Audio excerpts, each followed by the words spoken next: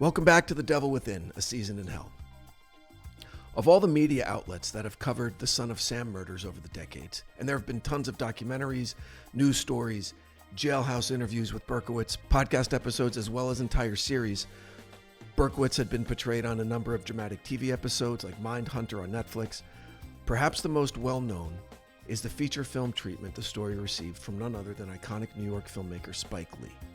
In the summer of 1999, then just 22 years after the murder spree, Spike released the thriller Summer of Sam, a brilliant, tense, sweaty, anxiety attack of a movie that captures a time and place, and most importantly, a feeling of what New Yorkers went through during that insane time in the city. Joining me in studio to discuss the film is longtime friend of the show, Jeff Marshall. Jeff is a film critic and host of the podcast On the Craft. Jeff recently appeared in episode 5 of A Season in Hell to share with us his thoughts on the incredible cinema of the late 70s and how art, at its best, is simply a mirror pointed at society. Mr. Marshall, welcome back to the show. Thank you for having me. Excited. All right. So you got a chance to screen Summer of Sam. Basically, we're doing this is going to just be like a rewatch episode. Love it. About this. And when I have movie questions, you're my go-to guy. So I remember seeing this movie in the theaters. Likewise. In 1999. And I'm from New Jersey. I grew up back east. I remember when Spike Lee came on the scene with Do the Right Thing. That was what, 88? 89. 89? Yeah. Okay. 88 or 89, yeah. So I was 15 or 16 years old. Right. Saw the movie in theaters. Loved it. And he's become a fixture. Okay. And there are a couple things that really stood out and surprised me about this. Because I hadn't seen it in 25 years when I watched it. Same, okay. yeah. And knowing his movies before Summer of Sam and his movies after Summer of Sam, this sits alone in terms. 100%. Okay, all right, good. I would agree with that. All right. As far as his usual narrative, yeah. His usual narrative is filmmaking techniques. Yes, very much. Camera movements, lighting. Right. A lot of stuff that we can talk about. But real quick, I just want to go over some of his work leading up to it. So like mentioned, Do the Right Thing. And this is not all of them. These are just my favorites. Do the Right Thing, Malcolm X, Mo Better Blues, Jungle Fever. This movie was immediately preceded by Get on the Bus and He Got Game. And it was followed by 25th Hour and She Hate Me. Yeah. But he took about a 2-year break after 9/11. Okay, so he didn't have a lot of output. So first of all, talk to me about where you think Spike Lee sits in the pantheon of American directors or film directors throughout history, and his work leading up to Summer of Sam. Well, to kind of piggyback on what you just said, the movies that he had prior to this to come out, whether it be Jungle Fever, Do the Right Thing, Mo Better Blues, obviously have fit a different narrative than this one had. I mean, he hadn't done, maybe Malcolm X, you could argue, but that was more of a biographical film that he did. This was not that. I think maybe a lot of people had expectations of this being about David Berkowitz, when in fact he is just the catalyst of what's going on in this story. So that I found interesting because I remember going into seeing this movie. I was a senior in high school when this came out. Remembering back at that time as well, 1999, that was when the Blair Witch Project came out. That was like the first time that internet buzz was a thing about a movie. Yeah. I went in to go see the Blair Witch Project with 45 different versions of what that movie was supposed to be based upon what happened with the internet. This movie, speaking of Summer of Sam, was essentially supposed to be a true story. So again, you go into this with expectations of one thing or another, and you get a completely different story. Yeah. So I had not seen Mo Better Blues prior to this. I had seen Malcolm X. I had not seen Jungle Fever, and I had seen Do the Right Thing. Okay. So I had an idea of what kind of a storyteller he was. Obviously, a New Yorker through and through. Born in Brooklyn. I think having watched those other films prior to this one, it just surprised me. Yeah. I wasn't expecting what I saw. I remember even recently I just read Roger Ebert's review on that. This is one of the few that didn't have any African-American leads. It really did not. had none except for himself. Yeah, really. And a very strange role. Very strange role for him to take, and one that I don't actually think Spike Lee gets enough credit for what a good actor he is. Yeah. I don't think this one necessarily shows what a good actor he was. But if in all of my research for the season, there was an African-American news reporter. Yeah. Very dry, I think he was trying to be that guy. Okay.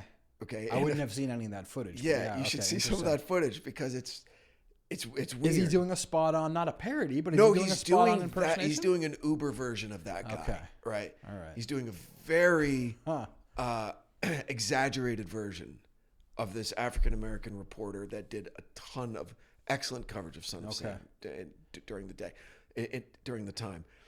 But it was a very strange performance from Spike Lee. Well, it makes you wonder, too, because Spike would have been about 18, 19, 20 when this actually happened. Yeah, it's true. I believe he was born in 57. Yeah. So he was right in the his interpretation of it at that time, and then coming back to it. Yeah. 20 plus years later. Yeah. I would be interested to know kind of what he initially had perceived, and then maybe if he went back and watched footage. Yeah. How that may have changed his interpretation of that person. Well, you mentioned the cast, which is interesting. Phenomenal cast. So, mostly white, Italian, Puerto Ricans, right? And then which was a departure for him. Yeah. Because he tells African-American stories and he has African-Americans in him, which is awesome. Yeah. Which he should. And I think he kind of announced himself kind of a lot like Tarantino. Tarantino casts to the story. Right, like that's it. It doesn't, he has his favorites, he has his muses, he has his favorite actors, which Spike does too. Spike does too, but he departed from that in this. He's worked with Denzel forever and all this. Right. But then in the 25th Hour, he did the same thing. He just cast to the story. Right. Okay. Which I loved about it. So this story, which again, and what makes a great movie in my opinion, about like how Spielberg told the story of first alien contact through the eyes of a 10-year-old boy. Mm-hmm.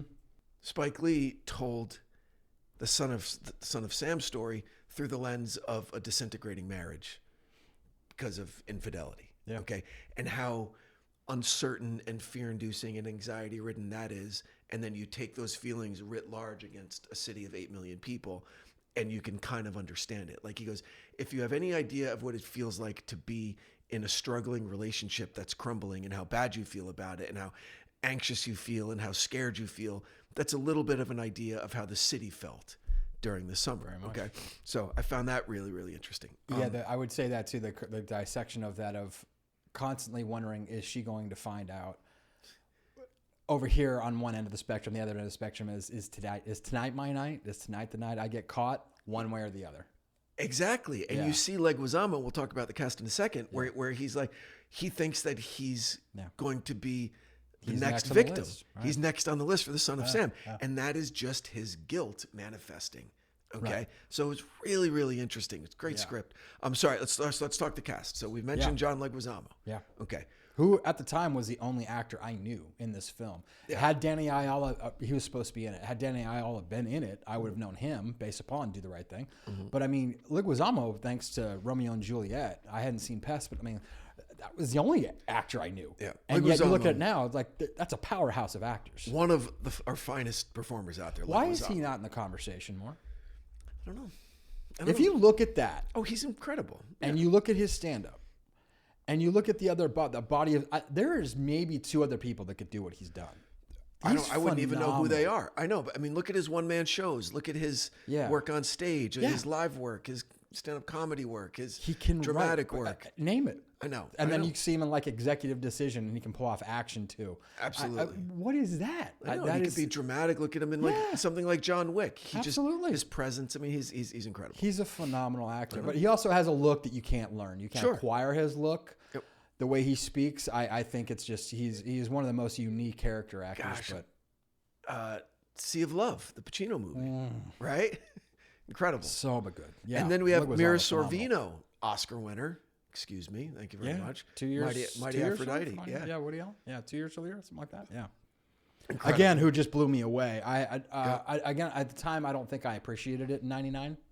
I didn't either. I'd seen Romeo and Michelle, and I don't even think I'd seen Mighty Aphrodite as a 16-year-old. Right. But Yeah. whoa. It's one of those performances that's so natural, So you don't good. realize how Yeah. good she is, you know? Yeah. Because we all have known, people like that are going through that kind of pain, and they're very honest and open about it, and it was just such an honest, powerful Very performance. honest performance, So yeah. she definitely stood out. Leguizamo stood out. Adrian Brody, because there's also a coming of age story in this. Amazing. A very quirky, interesting way to frame a coming of age story. It was ballsy. It was The way he really, played it was really ballsy. Yeah. The way it was written was ballsy. The way it was directed was ballsy. Because And if he had been that guy in that real time, in that real place, it was ballsy to be also that person. ballsy, Yeah. coming from the neighborhood he came with to Absolutely. make that decision, Right. to completely be himself and to go after what makes himself happy. Whoa, dude! Because listen, it takes all kinds, Absolutely. and he really went after it, and which led to maybe my favorite performance in the movie, Michael Imperioli. I did not know was a co-writer of the film. I had no couldn't idea. believe that was him in that cowboy hat, Midnight? playing the owner of the gay Yeah. club. He was so good. He was so good. He had like 3 scenes, but he was so Guess good. it helps when you write the script. Maybe you know what you're going for. I don't know. I guess so, but he was incredible. He was really good. Anthony LaPaglia, completely Yeah. underused. Yep. Completely underused. Maybe 4 scenes the whole film. He's so subtle and and powerful 10 lines and of dialogue. great. Yeah. And that storyline, how the mafia helped the police, was something that I found very, very interesting and that I explored in the podcast. Don't you think it was interesting as well, Spike's choice to leave the police out of it as much? Like he did do a lot of like interview stuff, kind of like, I would say, just kind of move the plot along to give us updates as to where the police were as far as finding Berkowitz. Yeah. But really, they were a backdrop. And the mafia was put at the forefront, as well as Leguizamo's friends and their little private list that they had going on. I thought that was an interesting choice, again, to focus more on the people of the city and less about the cops. I don't know. Again, not living that era, I can't really speak to the belief in the police at that time, but we know that high crime rate, a very, very dangerous time to be a New Yorker. I think that may have been almost kind of a tip of the cap to the police, to almost, Spike, I think in a way, maybe directly or indirectly, was protecting the police by not putting so much of it on them and putting the focus more on the people of the town. That's an interesting point. I think to your earlier point, Spike was 20 years old at the time when all this was going on. And one of the main kind of storylines throughout these 13 months of the, terrorizing that Berkowitz did to the city was how powerless the police were to do anything. Absolutely. Because of the random nature of the acts. Right. The police were just waiting for him to make a mistake. Yeah. Okay. So the police really weren't that front and center, other than everyone has overtime. We're blanketing the city with cops and hopefully we'll catch them. So I think that could just be a function of what Spike Lee remembers at the time. Mm-hmm. The cops really weren't that front and center because, there wasn't much that they could do. They weren't getting anywhere. Weren't getting anywhere. What it was. Yeah, Yeah, they weren't getting anywhere. And I think the mafia. That was actually a great scene in the restaurant when the mafia is sitting there going, how many people were killed in your city last night? How many people were killed? Go get one of them. It's like, yeah, we can get those guys. We racism know we can. front and center. Right. Racism front and center. Right. And we know how to deal with those or let those go because they're racist. This is maybe white people being killed, so therefore we have to put more effort into it. Oh yeah. Yeah. No, at the time they made that very, very clear. But I think one of the things that I guess just confused me about the script was that they set up that scene that you're talking about in the restaurant. They set up so much between Anthony LaPaglia and Ben Gazzara's character. Like, I treated you like a son, and you were my daughter, and now you become a cop. And then it went nowhere. Very good point. It went absolutely nowhere. They set that up. That could have been its own movie. Absolutely. I thought that was going to be some major subplot 100%. that was eventually going to intersect with the capture and or some sort of other sub scene later on in the film. But yeah, we never get closure on that. And it also makes you question, then what was the backstory necessary for in the first place? Why bring that up? Why establish that relationship to not follow through on it later?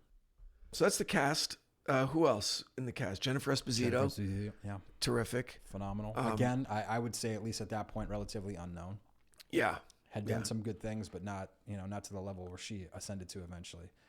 Let's talk about, for a second, performances. Mm-hmm. Okay. Because I had some problems. Good. With a couple of them. All right, good. I like None this. of the main ones. Mira Sorvino, awesome. Yeah. Real standout performance. Yeah, absolutely. Leguizamo, terrific. Adrian Brody, as mentioned, absolute standout performance. Imperioli, great. In a supporting role. Jennifer Esposito was awesome in a supporting role. Rispoli was great as the mob boss. Well, not the mob boss, as like the underboss. But Gazzara was terrific. He does what he does. Yeah. Rispoli had a lot to do, and he was great. After that, I feel like the performances weren't really focused on that much. You know, like a lot of the mob henchmen, I thought those guys were a waste of just space bad. at times. Yeah. And so I didn't like those guys. Wait, John Savage had like 4th or 5th billing for like 2 lines as the photographer, right? Yeah. That was kind of weird, but good. But so all of the main characters, I really appreciated the performances, but a lot of the supporting cast, I really didn't like at all. And I'm gonna forget the character's name that was kind of the drug addict trying to sell the lobsters there. Smoker, drug addict, the heroin addict. Yeah. We see him shooting up later. I also felt like he was given a lot more attention Yeah. than maybe he deserved. But I would say I think of the core guys that were on that street corner, he really did the best job. Yeah. And then of course the actor that we recently lost, it was on The Marvelous Mrs. Maisel, that was the homosexual. They called him Bob the Fairy or something? Yeah. Thank you. Yeah, just recently passed, but I didn't even put that together. Phenomenal job that he did. Right. I'd only seen him really in Uncle Buck before Marvelous Mrs. Maisel. That didn't really. He looked so different. I will just have to say he was the bartender at the comedy club in Marvelous Mrs. Maisel. Yes, he was. Yeah, he was Susie's right hand. But or Susie was his. I knew I recognized that guy. I would say that a lot of the supporting characters were. Although I will say Adrian Brody's father, stepdad, played by Mike Starr, especially at the end of the film, really does get to cut his teeth on some scenes. He does. Him and Patty LeDupont, I can't remember. But anyways, both those very small parts, I think, had a greater impact because you'd give me a scene that was rooted in love. So I had something between the two of them and Adrian to kind of build on and go through later, to the point where these other actors I think that we're talking about, I don't necessarily crush them for their performances as much as, did we really develop them though? Did we have enough to give them context for what they were supposed to be doing? Did we give them enough as far as dialogue to really know where they're coming from? I don't really know. I feel like that, along with the story between LaPaglia and the mob boss, was just underdeveloped. Not enough there that they probably just could have just been scene fillers and not needed to really. Yeah, I agree. But if they're going to be talking, if they're going to be performing, exactly. Right? I say cut the dialogue at that point. Yeah, make it happen. There are all these great stories about Scorsese. That great story from Jonah Hill with Scorsese, where he was on the scene where he's just quitting on the payphone. Yeah, a couple of lines. Yeah, but he wasn't getting it. And Scorsese just cut, and he said, "Let's come over here and let's just talk for a while." And then they sat over in Video Village and didn't talk. Scorsese did a crossword and let Jonah just chill for a few minutes and said, "You want to go again?" He's like, "Okay." But Jonah knew, I'm not fucking getting it done, and I better step it up. Yeah, and that's a good sign of a director. I mean, I was listening to a podcast on the way here with Mark Ruffalo on it, and he was fired from a job, and they said, "Yeah, we think you're making a different movie." He's like, "Well, whose fault is that? I'm not here making my movie. I'm here making your movie. So if I'm making a different movie than you want me to make, guide me, direct me." Right. That is the point. But I think, to your point of sharing the Scorsese story, you have to know your actor, which one you're dealing with in particular, to know, what do I say? Or in this case, what do I not say in order to get my point across, to get the performance I want? Wow. All right. So we open up in this movie in 76, and having done all of the research that I did on all these murders, they were pretty faithful recreations of the actual location, the modus operandi that Berkowitz would use, the people, the vehicles that they were in, the locations, like I said, all that was. And as far as I know, the letters as well. We're almost read verbatim. The letters, there were some chunks that were cut out. But okay, but for at least the what was what shared was said was was actually real. written from Berkowitz. Good. Yeah, which was really interesting. Starting with the Donna Lauria murder in the Bronx, where it all kind of started.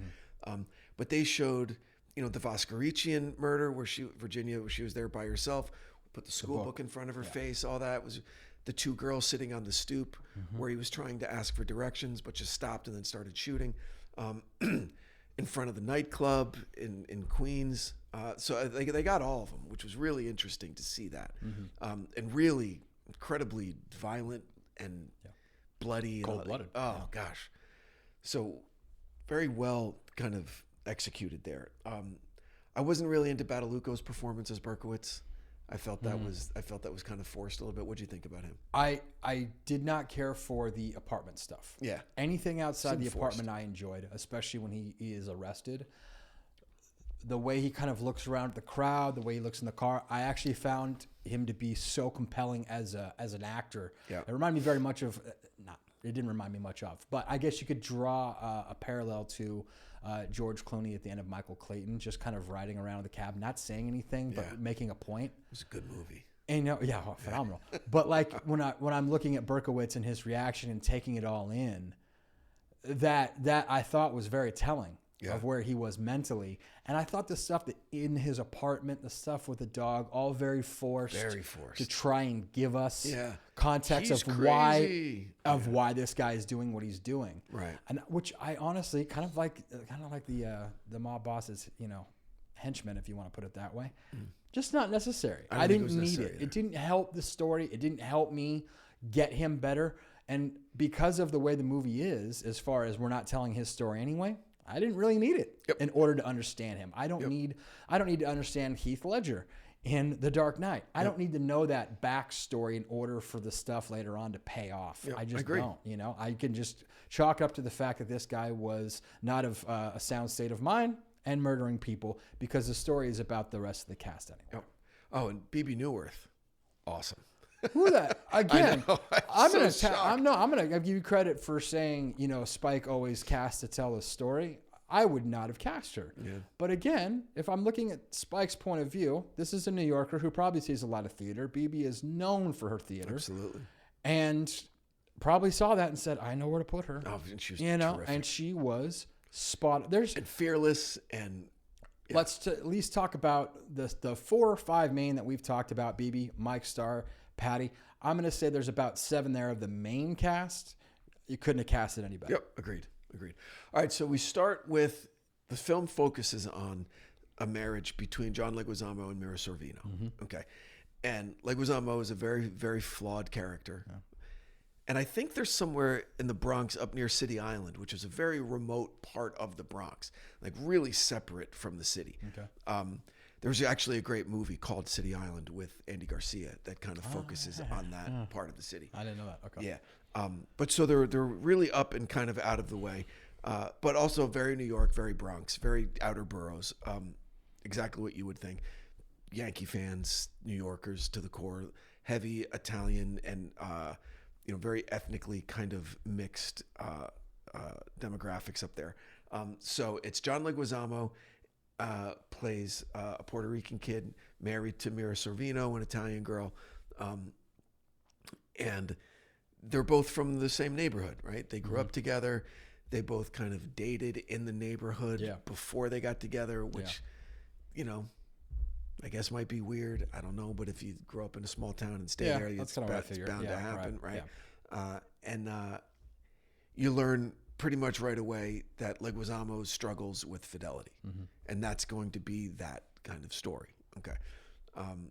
Which before we turned on the microphones, we were discussing a little bit. Yeah. And the kind of constraints or the expectation of a religious person kind of places on that. And the constraints religion might place on a marriage. On a marriage, exactly. And on someone like Leguizamo with a wandering eye, there are certain sexual needs that he has that he's been taught from a young age that you don't do with your wife. Mm-hmm. Yeah. That within the confines of Catholicism, within a marriage, sex is to make babies, period. Correct. That's it. Yeah. Procreation only. Yeah. That's it. Right. Okay. So any other stuff that he feels like he has a desire for sexually, he would look outside the marriage. In a really strange way, out of respect for his wife. Yeah. Right. Which is such a fucked up way of thinking about it. Right. Because then conversely, Catholic women are told to please your husband. Yeah. Okay. Yeah. But then the Catholic men are told, well, you can't do this kind of stuff with your wife.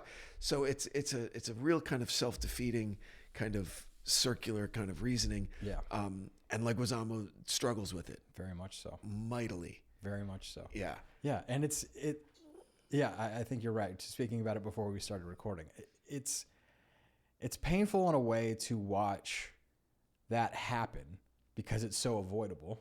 Number one. Number two would be, and I think we talked about this before, is it's so misogynistic. Sorry, I'm going to report that. It's so misogynistic in nature, and yet it's coming from a good place. Like that's the irony of it, is that I'm actually trying to protect my marriage by seeking these things that I want sexually outside of my marriage. Right. And yet you have a wife who, even painfully at times for Mira's character, Diona, will actually seek out opportunities to be everything. She knows what he's doing. She does. She hasn't come out and said, I know you're cheating. Right. But she knows, or at least has very strong feelings, right? Yeah. She's not dumb. And I feel like that's kind of the beauty of the story as it goes on. We kind of see Diona as a subservient, mild-mannered, I have to take care of my dad. This restaurant really needs me. No, honey, but I really want to be here for you, and I will. And nothing but love from her the entire time. And it's not until after they have an experience and they're parked in front of the cemetery where we actually see the Italian, I think. Yeah, where she finds her strength. Where she finds her strength and hits says, her limit. No, fuck you. Exactly. Now you're going to deal with what you've caused. Yep. Right? But the beauty of it, I think,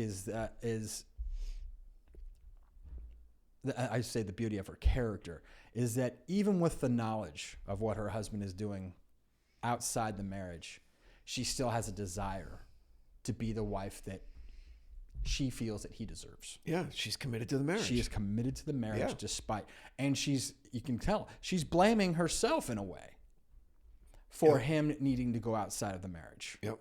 And which is the most painful scene in the film. I know we talked about it. We touched upon it a little bit. Was her and Jennifer in the bathroom when they're all having dinner, and she is asking a former lover of her husband, a girl from the neighborhood, from the neighborhood. Yeah. I know you've been with him before. Not mad about that. I want you to teach me how to better have sex with my husband because I know you know what he likes. Yep.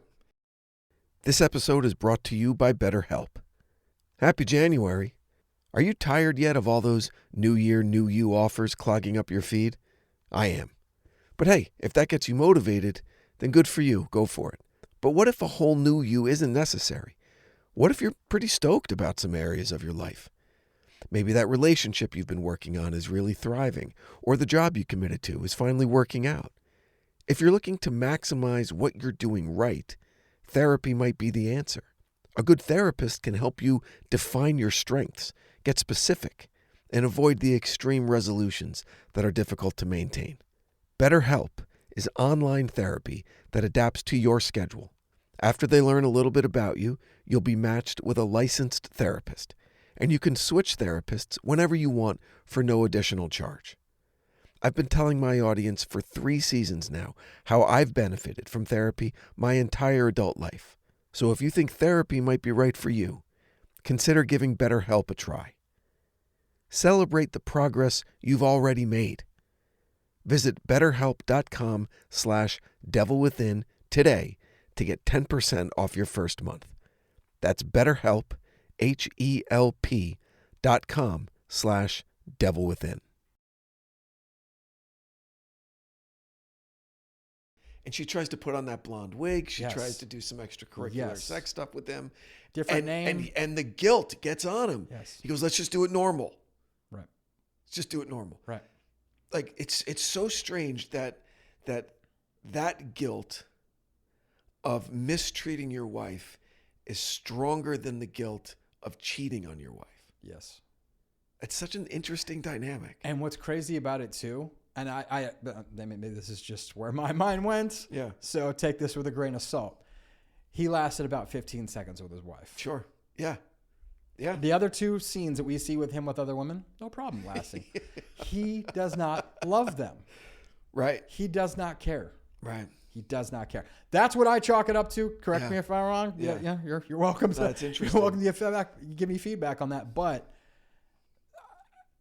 how he behaves before, during, and after the love scene with Mira, I thought was very telling. Yeah. You know, it started out to be this thing. She wanted to do this thing for him. He was on board with it. Right in the middle, said, nope, can't do it. Finished quick. Why? I firmly believe it's A, guilt, and B, this is my love. I'm not trying to be these things. Right. I don't have to be someone else. She doesn't have to be someone else. Do you think this character loved her?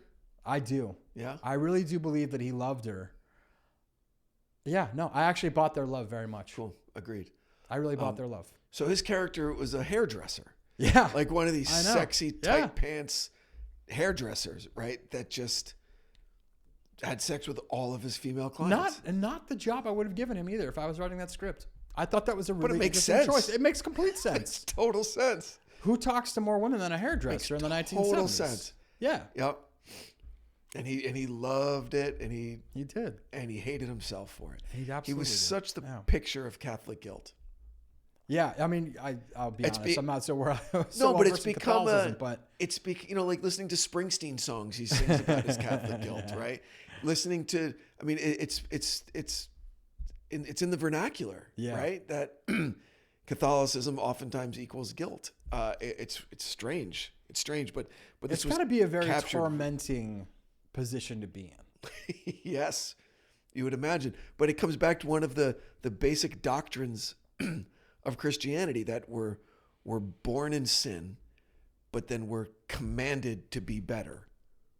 Okay? We're commanded to overcome the sin that our Creator so tenderly gifted us with in the first place from the moment we're born. Mm-hmm. You better not be this way. I created you, right? So that is this crushing kind of yoke that Leguizamo's character is under the whole time. And he's got this beautiful weakness that he just surrenders to at every turn. Mm-hmm. At the scene with Bebe Neuwirth. Yeah. He's trying to get out of there. Yeah. But she's in her bra and panties. He's not going anywhere. He's not going anywhere. He's trying over and over and over again to leave, but he can't. Mm-hmm.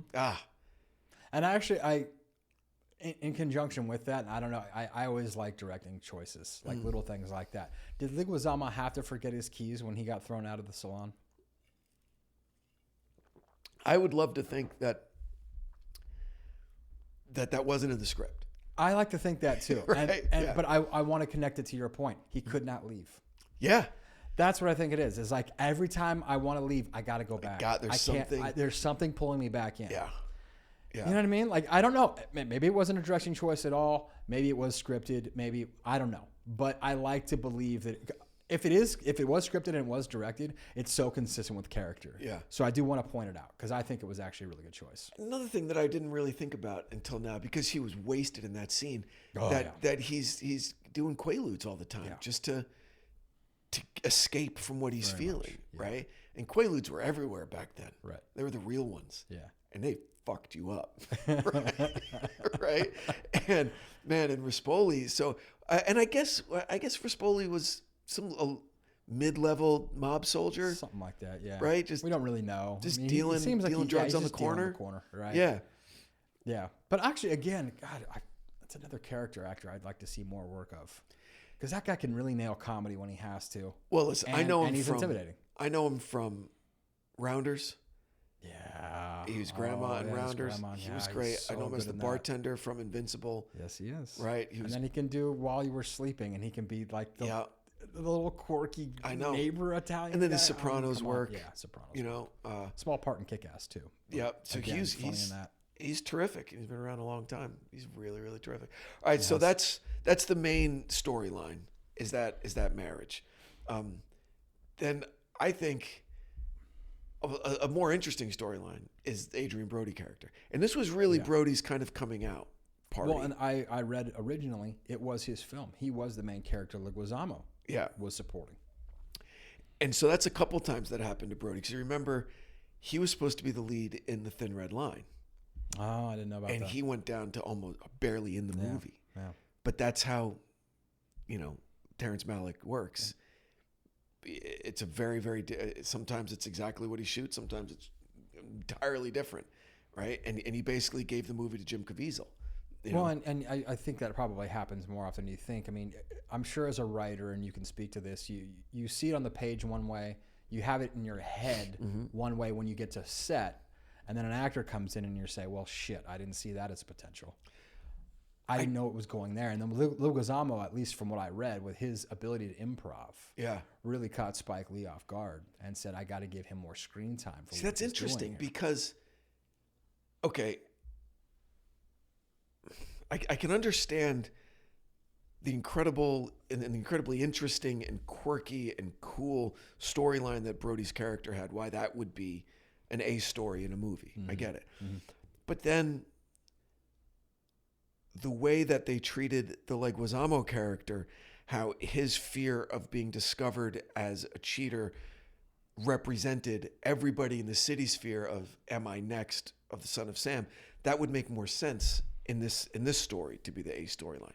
So it's interesting that Brody was originally supposed to. I mean, I get it. I could see it either way. Well, I would look at it too. I have 2 points on that. Yeah. One would be, I think Berkowitz, from listening to the pod and from what I know about the film and all that good stuff, Berkowitz had no arc, right? Beginning to end, he was this thing. Adrian Brody's character, Richie, I would argue, had no arc, really. Yep. The beginning of the film, he is who he wants to be, knows who he wants to be. And we just see him working towards that. Just see him working towards that. So I don't know that that's a compelling story, which is why I'm glad Berkowitz wasn't the focus, and I'm glad Adrian wasn't the focus. It's a compelling situational kind of thing. Correct. Right. Adrian, then Richie was able to become more of the heart, meaning the good part of it.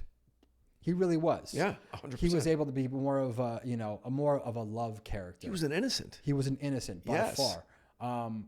And I think he represented, at least dialogue-wise, represented a lot of the people that were obviously wrongfully murdered by Berkowitz, but ends up being the face and the voice of all the other unfortunate, innocent people that the guys from the town decided to, beat up, threatened, and all that good stuff. But I would argue that, Leguizamo, his struggles that you were pointing out, I think that arc, when we see his face looking at Richie at the end of the film, and he's lost his wife, now we've got our closing scene. I think that there's a better arc there as far as story goes and character goes than Richie may have given us as the lead. Yeah, it's really interesting. When you break it down like that, it's so you have Richie, who ostensibly is doing stuff that he shouldn't be doing, according to the neighborhood he grew up in. Right. Okay. Quote, gay stuff, and the times, queer stuff, or whatever, porno stuff. But he's honest about it. He's doing it. He treats his girlfriend honestly and treats her well. Doesn't force her into anything. She, another girl who's just out to please her man. Yeah. Right. Very much. And finally finds one that's actually respectful. Absolutely. Values her. Yeah. Yeah. Doesn't want to use her. Right. Exactly. Like, she thinks all she's good for is sex. Yeah. And she tried, and he's like, you don't have to do that. What are you doing? Absolutely. You don't have to do that. Beautiful scene. Really, really nice and honest. Beautiful scene. And like, oh yeah, cool. Good for him. He's a good dude. Well, and actually it confused me at first there for a second because of his work as a performer in a gay club. I thought maybe he was homosexual. Right. I thought that's where we were going. Oh, right. Oh, that's interesting. I didn't pick up on that. I didn't pick up on that. Because he was like, oh, you don't have to do that. But he wasn't like, disgusted by it or anything like that. No. I almost got the impression he wanted to make sure he liked her. Exactly. Yeah, which I didn't take it as. Which is so first. sweet. Right. I didn't take it that way first. So sweet. Yeah. No, it was. I'm not sure if I like you like that yet. Let's get to know each other. Which no man had ever done to her. She was like, "What the fuck is going on?" I guess I have to leave. You just rejected me. He's right. like, no, Goes, I don't want you to leave. Stay. Yeah. Yeah, it was so nice. Oh, it's beautiful. It was so nice. Yeah. And then so he's doing all of this stuff that the kids from the neighborhood where he grew up with, he had to hide it from them, right? He had to get into the city to be himself. CBGBs, right? The gay clubs, all of, regardless. And he was accepted in all of those places. Yes. He was accepted by Imperioli, a gay man, knowing that he's straight. Yep. Okay? Wasn't trying to do anything. Right. Like, Brody was begging him, I got to do one show. Let me do one show. Yeah. I want more from you. I got to do one show. Really weird, cool, like interesting shows. Yeah. Okay, right? Very much. Then, he does some illegal stuff. He takes, tricks up into his room, whatever, but he's trying to earn money. Okay, great. And then Leguizamo, who's got a legit job, right? He's married. He's, on the surface doing everything right. And is accepted by the guys in the neighborhood. Mm-hmm. Yeah, it's such a strange dichotomy going on, and it exists to this day. I grew up under a version of that, right, where there's a certain expectation of behavior from your friends that might not be the right thing to do. Like for me, because I was an action sports athlete, right? I was a skateboarder and a BMX rider, and I wasn't a baseball player or a football player or a wrestler like everybody else was in town. Okay, and so I wasn't exactly accepted right away. And you were also a product of that kind of coming up at that time. That was also that was new. That was brand new. Yeah. Brand new. Yeah. Yeah. And so it was a little like I stopped playing football and I wasn't good at football. I was a tiny, skinny kid and I'd get fucked up like every practice. I'd get hurt. Okay. And then I really liked this other stuff. And so there was some, it was a small town and my older brother is a really popular guy with a bunch of awesome friends. And so I had protection and everything, but then I found my own friends. Right. There were one or two kids in town that were into the same stuff. And then there were kids from neighboring towns. And so I built my own community and I wound up to go on to be super successful at it. And it was great. Yeah. It's the old Island of Misfit Toys. When you can find, especially I think we see that that was actually kind of beautiful with Esposito being the lead singer of that punk band. It was a great song. And I almost feel like she found something that she wasn't looking for. Yes. Which was identity. She was a better singer than Brody. Yeah. Yeah. But again, I think the real big point you were making there is acceptance. When you have that Island of Misfit Toys and you finally feel a part of a community. Yeah.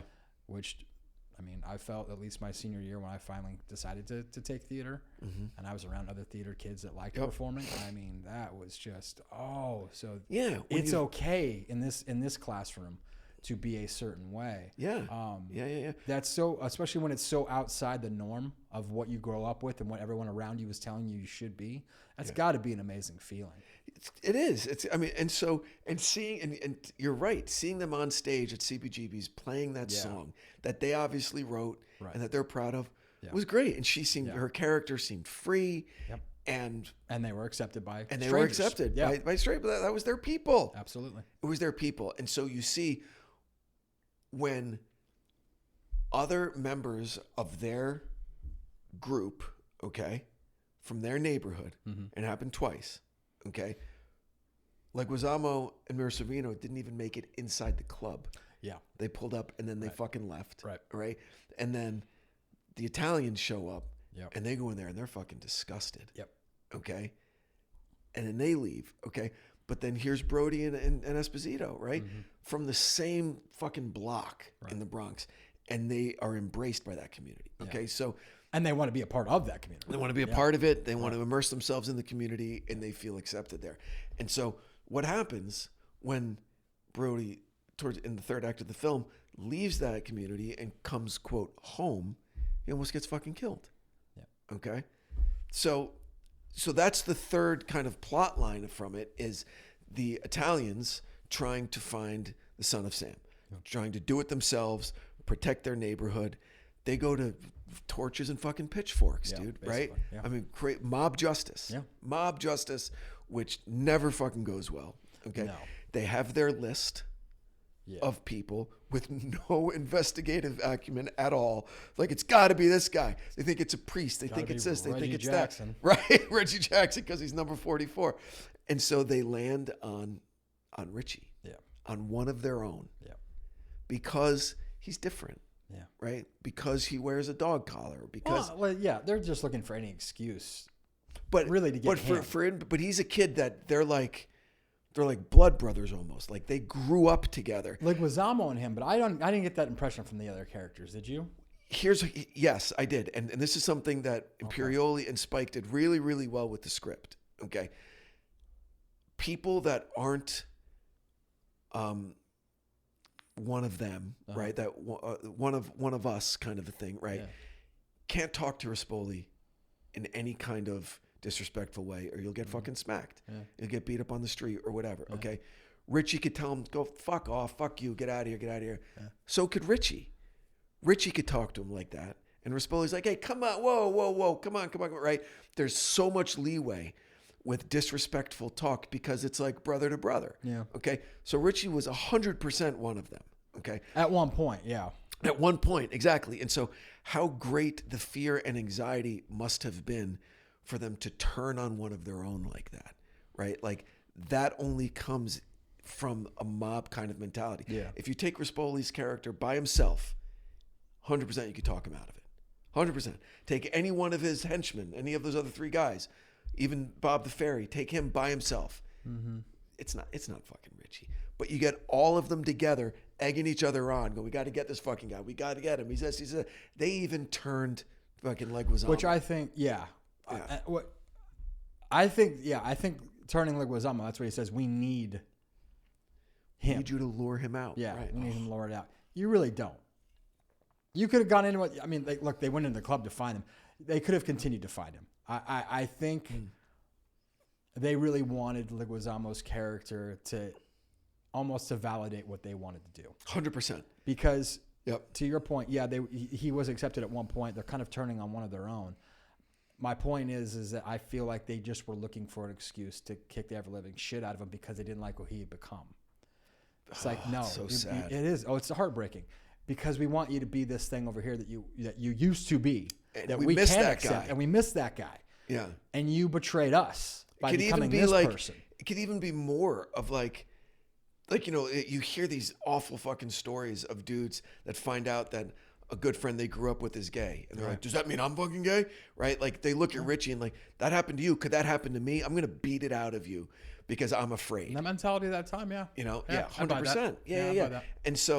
And they needed Leguizamo to co-sign their kind of shit, right? They needed his seal of approval, yeah. Absolutely. I really feel bad because they knew he was closest to Richie. Then at that point, all stops were pulled. You know what I mean? They had all the excuses they need. All the boxes were checked to go accomplish what they wanted to accomplish. And do you think, and this is where the performances were, I really enjoyed. I believe them when they said, we're just going to take him to the police station. I don't think that they were going there to beat him down. I think that they believed that. I knew that it was going to happen because Richie wasn't going to go quietly. That's an interesting question, yeah. Because Richie wasn't going to go quiet. I think they had themselves convinced if he just doesn't give us a hard time, all we're going to do is take him to the cops. That's it. Interesting. That's all we're going to do. And then here's Richie swinging his guitar and, and fighting because he doesn't trust him. Of course. That's an interesting thought. So, and then the look on Rispoli's face when he hears they caught the guy. Yeah. It's all over the news. Yeah. And he's like, no, I know. And it makes you wonder if he would have had the same reaction had he not found out that news. Like I said, I'm wondering whether or not, like what you just said, actually, they went there with maybe good intentions of taking him to the cops, but you rewind 5 minutes earlier where Leguizamo tries to call the cops. Yeah. And Rispoli was like, fuck the cops. We're not calling the cops. Oh, Do you know what I mean? Yeah. Like, I think he went there with, like you said, maybe the right intentions. Yeah. But at the end of the day, I really believe they went there with the intention to harm. If nothing else, more because they felt betrayed. Yeah. I think They were looking for any excuse to try and get their friend back to being the way they wanted him to be. Yeah. Wow. And then the reality is that now we've done what we did. He is still who he is, and what have we done? Right. So that's how that storyline ends up. Leguizamo and Mira Sorvino end up broken up. Great scene when she finally leaves him. Heartbreaking. Great scene. I buy that scene. 100%. 100%. I would honestly say he does everything. He's throwing shit out the window, and she's like, "Do what you're fucking doing. It's done." Absolutely, yeah. The way she holds his face and says, "I just don't believe you anymore." Oh, it's so beautifully done. Because he grabs her legs. He's begging. He's on his knees. She can't help but put her hands in his hair. Like she's still fighting. Yeah. Her mind is made up, but the love is not gone. The trust is gone. The marriage is over. The marriage is over. Yeah. The love is still there. Yeah. So that is a really devastating scene. I would also say that any scene with just Leguizamo and Brody, I buy. Agreed. Same. My favorite scenes, like whether it be in the diner, yep, when they're talking out on the corner and he gets them all riled up, I don't care. Any of the scenes that were just the two of them, I was really invested in. And I love their chemistry. And Mira Sorvino, just to get back to her for a second, she was so good in it that we could do a pod just on her. That it's every now and then I watch the movie, I'm like, oh my gosh, she's gorgeous. Stunning. She's so stunning. Gorgeous. And yet she can look just kind of cute. Yeah. And play it down. Plain Jane if you want. And look at who she worked with in the 90s. Spike Lee, Woody Allen, Robert Redford in Quiz Show. Yep. She was amazing in Quiz. She's worked with some of these luminary fucking directors. Okay. From, she's Paul Sorvino's daughter, the late, great Paul Sorvino's daughter. And she, I guess retired to raise a family. There was part of that. I also caught wind that Harvey Weinstein had blacklisted her. Yeah.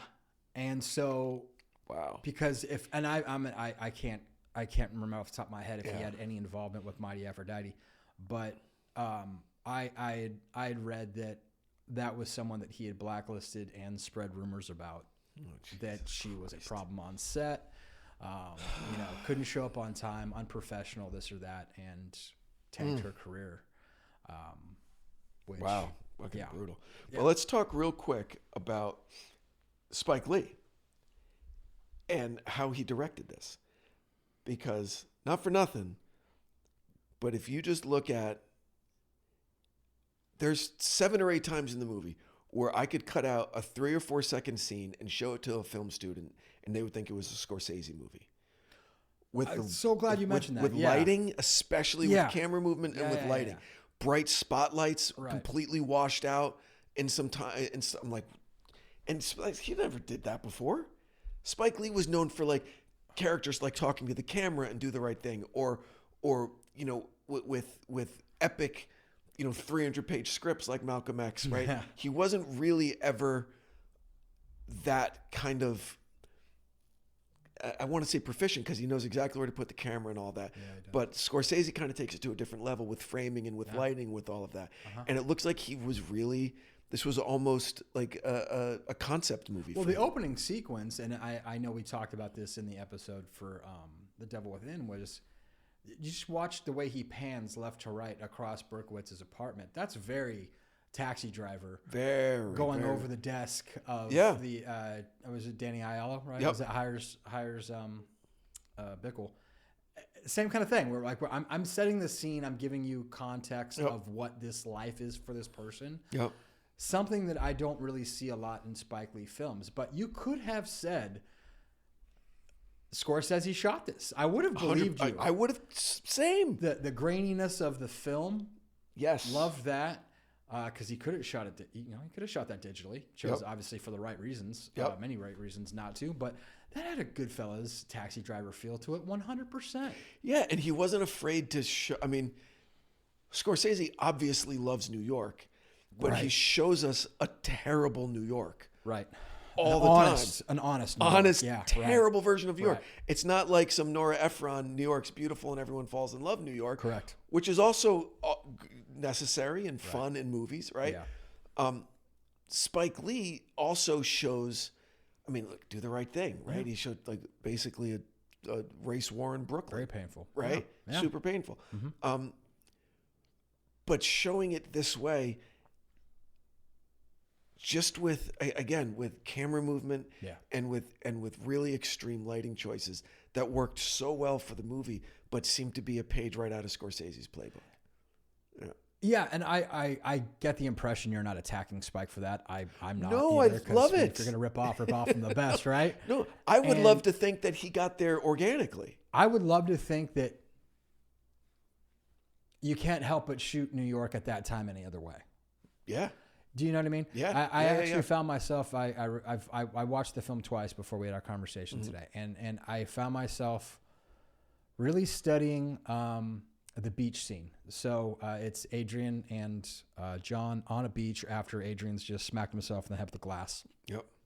And it's one of the few scenes, camera-wise, where Spike chose to elevate the camera higher than the actor and shoot down on them, which I always find is an interesting choice. Yeah. Because he put they walk down a set of steps to get down to the beach from some sort of patio area. And Spike left the camera up top as opposed to bringing it down on the beach. And I always wondered about those choices from a storytelling standpoint. Why am I looking down at these people at this point? Why are we not shooting them up? Why are we not elevating them? Why are we not face to face? Why are they not in the same, why are they not in the same frame? I always like moments like that, but there's just certain moments where you can see Spike Lee's signature, but I really do feel like it had such a Scorsese feel to it. And I really found myself wondering how much of that was just the time and the era that maybe this just lends itself to that kind of filmmaking. Yeah. That I don't know. But I would love to meet Spike and Martin both one day and ask them that question, because both of them are synonymous, I think, with New York. Obviously, they're both born and bred there, and I really feel like they have such a love for it. You could argue Woody Allen has a very same, a different scope that he sees it through, but a very, very devoted love to New York and insists on shooting there. I also feel, just in talking about Spike, I did not realize he has over, I think, 150 credits. Oh, yeah. To Tons his name of music as a director. videos. Ton of music videos. Ton of music videos. Commercials we know he's done in the past as well. I challenge you to find another director that just loves what he does more than Spike, because you wouldn't do it that much if you didn't have an absolute pure joy of it. Talk about somebody who's not worried about being overexposed or oversaturated. He does not care. He loves to work. He wants to work. And he's damn good at it. But I met him once. I love that. Oh, I want to hear about that. But I really am fascinated that somebody like that, who has such a clear narrative in his filmmaking, like you said, 25th Hour would be another one where it's just a complete departure. I wouldn't have seen that and bought that, or maybe even same. Inside Man. Inside Man. I'm like, what is that? That is complete. Kinda. You don't do Malcolm X and then do Inside Man. The same person doesn't shoot that film. Those two films. And then Black Klansman. Oh, years gosh. later, sat to Five Bloods. I mean, phenomenal. Really, the guy is. I don't think he's spoken about enough as a versatile director, but he really can do a lot of different genres and do them beautifully well. What you'd hope they'd do. Yeah. All right. So to wrap this up, scale of 1 to 10, where do you put Summer Sam? You're talking about just in general, not in terms of Spike Lee's canon? Okay. Just in general.